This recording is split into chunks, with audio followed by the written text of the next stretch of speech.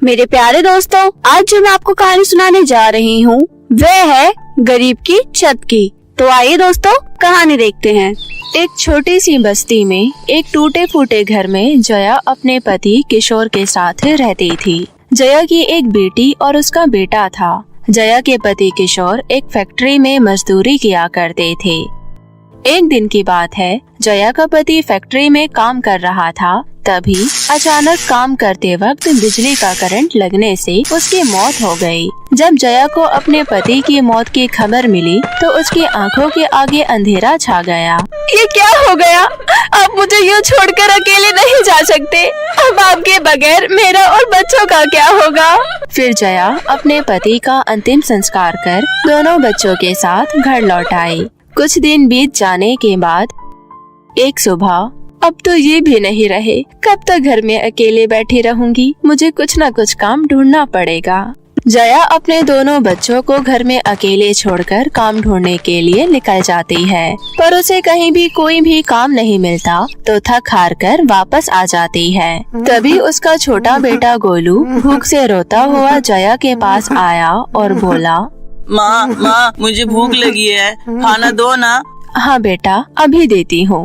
जया रसोई में खाना बनाने के लिए गई तो रसोई में रखे बर्तन में देखा कि डब्बे में थोड़े से चावल पड़े थे।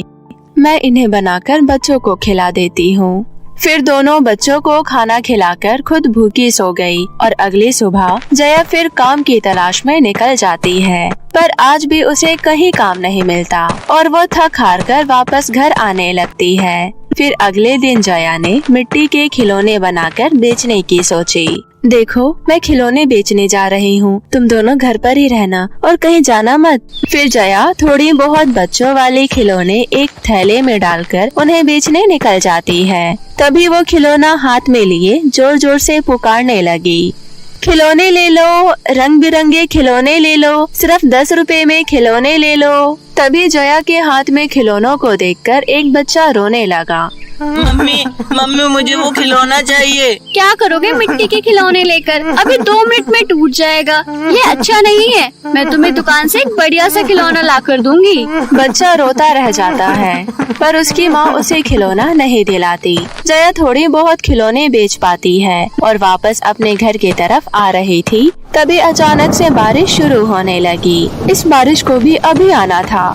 जया जैसे तैसे घर पहुंची तो देखा कि घर की छत से पानी टपक रहा है। जया अपनी बेटी पिंकी से बोली, बेटा पिंकी, जल्दी से भगोना लेकर आ, नहीं तो सारे घर में पानी पानी हो जाएगा। पिंकी जल्दी से भगोना लाकर अपनी माँ जया को दे देती है। जया फटाफट से भगोना छत के नीचे लगा देती है जहाँ से पानी टपक रहा था। जया टकटकी लगाते हुए छत की तरफ देखे जा रही थी, तभी जया का बेटा गोलू ने कहा, दीदी, जब भी बारिश होती है हमारे ही घर की छत से पानी क्यों टपकता है? गोलू, क्योंकि हमारा घर बहुत पुराना हो गया है ना, इसलिए हमारे घर की छत से पानी टपकता है। फिर धीरे धीरे करके पूरी छत से पानी टपकने लगा। लगता है बारिश तेज हो गई है। घर की छत से जहाँ जहाँ से पानी टपक रहा था, जया घर पर जितने भी बड़े बर्तन थे वो जगह जगह लगाने लगी। माँ, छत से पानी टपकना तो बंद ही नहीं हो रहा है। बेटी, हम गरीब के नसीब में तो यही लिखा है। जया और उसके बच्चों की पूरी रात छत से टपकते हुए पानी के नीचे बर्तन लगाते हुए बीत गई। अगली सुबह जया का शरीर तेज बुखार से तप रहा था।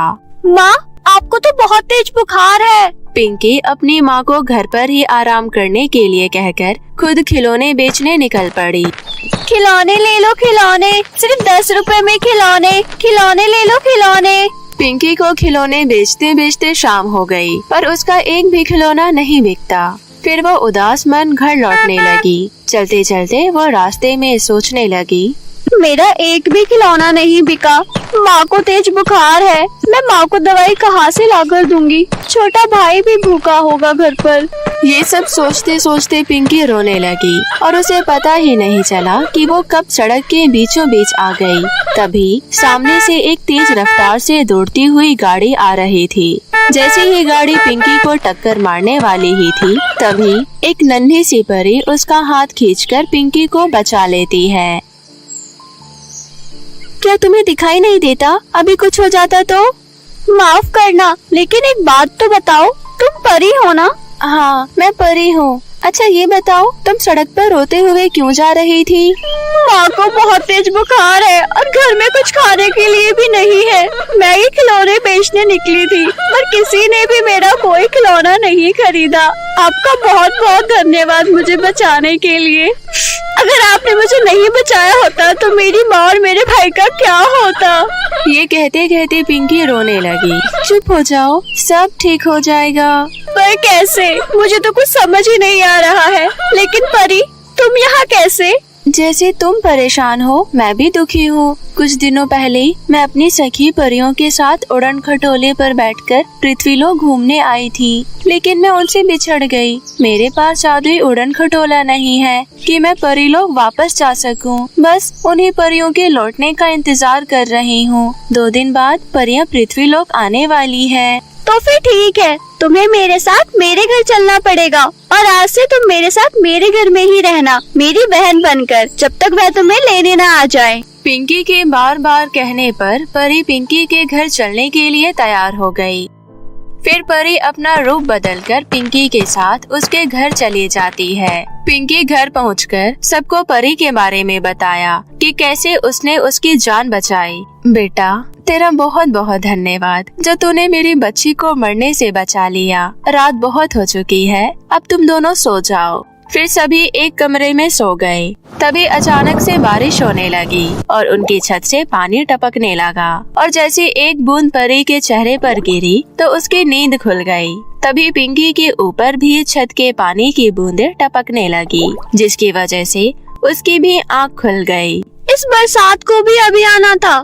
छत से पानी टपकने की वजह से पिंकी की माँ और उसके छोटे भाई गोलू की भी आँख खुल गई और वो घर में रखे सारे बर्तन छत के नीचे लगाने लगे, जिससे कि छत का पानी बर्तनों में गिरे। अरे, तुम्हारी छत से पानी टपकता है, ऐसे तो ये छत कमजोर हो जाएगी और कभी भी गिर सकती है। हमारे पास इस घर में रहने के अलावा और कोई रास्ता भी तो नहीं है ना? अब चाहे जो भी हो, हमें इसी तरह घर में रहना पड़ेगा। परी ने देखा कि पिंकी घर में रखे हुए बर्तन लेकर छत से टपकते हुए पानी के नीचे लगा रही है। बेचारी पिंकी का छोटा भाई गोलू भी छत के नीचे कटोरा लेकर खड़ा था। उन लोगों को इस तरह देखकर परी को उन पर बड़ी दया आई। मुझे इन लोगों के लिए कुछ करना चाहिए। फिर परी सबके सामने अपने असली रूप में आ गई। परी को देख जया और गोलू हैरान हो गए। अरे, तुम तो परी हो। हाँ, मैं तुम्हारे घर की छत अभी ठीक कर देती हूँ ताकि तुम सभी लोग आराम से रह सको। फिर परी अपने जादू से उनकी टपकती छत को ठीक कर देती है और उनकी छत से पानी टपकना बंद हो जाता है। माँ, देखो छत से अब एक भी बूंद पानी नहीं टपक रहा। हाँ, वाकई अब छत से पानी नहीं टपक रहा। परी, तुम्हारा बहुत बहुत धन्यवाद जो तुमने हमारे टपकते हुए छत को ठीक कर दिया, नहीं तो हम सब कभी अपनी छत ठीक नहीं करवा पाते। हाँ, वाकई तुम्हारा बहुत बहुत धन्यवाद जो तुमने हमारे घर की छत को ठीक कर दिया। तुमने ही तो मुझे अपनी बहन माना है ना, फिर ये घर भी तो मेरा हुआ ना। फिर पिंकी, उसकी माँ और उसका भाई अपने घर में बड़े आराम से रहने लगे। वहीं परीलोक से भी नन्ही परी को लेने बाकी परियां आ पहुँची। नन्ही परी हंसी खुशी अपने परीलोक लौट गई। तो मेरे प्यारे दोस्तों, कैसी लगी आपको हमारी आज की कहानी? हमें कमेंट करके जरूर बताएं। और दोस्तों, अगर आपको हमारी कहानी अच्छी लगी हो तो अपने दोस्तों के साथ जरूर शेयर करें। दोस्तों, अगर आपने अभी तक हमारे चैनल को सब्सक्राइब नहीं किया है तो नीचे दिए हुए लाल बटन को दबाकर अभी कर लें। साथ ही बेल आइकन को दबाना ना भूलें। तो मिलते हैं आपसे फिर किसी नई कहानी के साथ। तब तक के लिए अपना ध्यान रखिए। धन्यवाद।